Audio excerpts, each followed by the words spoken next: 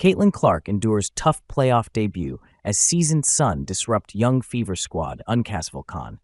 As Caitlin Clark goes, so go the Indiana Fever. That was true throughout a remarkable regular season of rookie joy, uplifting achievement, and unexpected triumph. It also was true on Sunday afternoon when the rough-and-tumble reality of the WNBA postseason came crashing down on a Fever starting five that had never played a second in the playoffs before they stepped onto the court for Game 1 against the formidable and seasoned Connecticut Sun. For Clark, the day began fabulously. She finished fourth in WNBA voting for Most Valuable Player, an award won appropriately and unanimously by Las Vegas star A'ja Wilson. Clark also collected 3 honors from the Associated Press: Rookie of the Year unanimously, All-WNBA First Team, and All-Rookie Team. So the morning was terrific for Clark.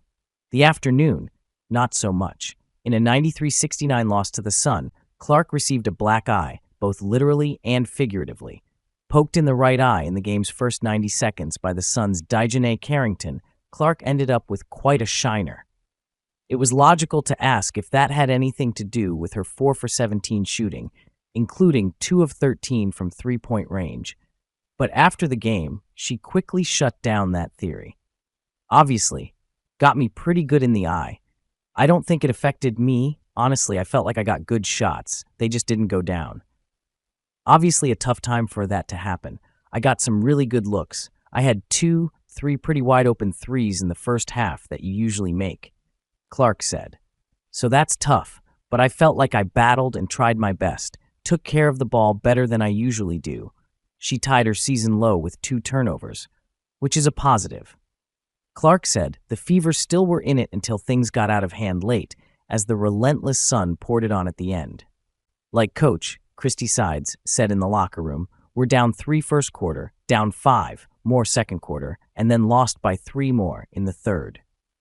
We were right there, and it felt like we just played a crappy game, like the flow of the game was really bad, she said. But as for her eye, she made it crystal clear. It didn't bother me. Obviously, it didn't feel too good when it happened, but it is what it is. As they prepared for this best-of-3 series, the Fever had talked about how they were hoping their youthful exuberance might carry the day. They were buoyed by what had worked over the past month. A Clark-fueled adrenaline rush of a run, leading to a 9-5 post-Olympics record, including an 84-80 victory over Connecticut in Indianapolis, August 28th.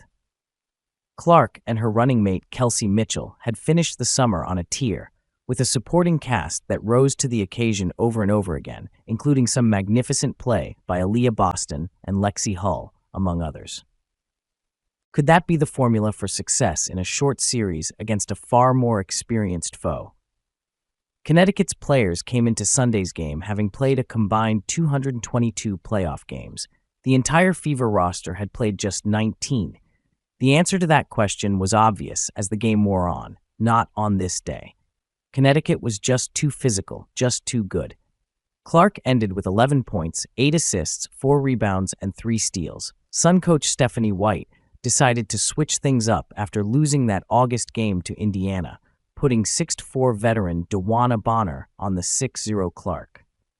So much about this game is about comfort.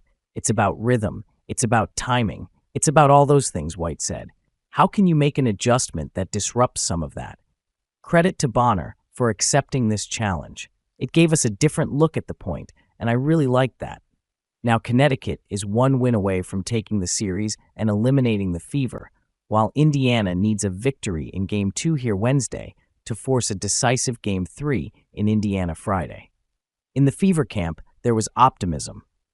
These guys are going to shoot the ball a lot better on Wednesday, Sides said, and that's going to make a huge difference. With a grand total of 1 playoff game now on her resume, Clark and her teammates will do the only thing they can do in this series. They'll go right back at it.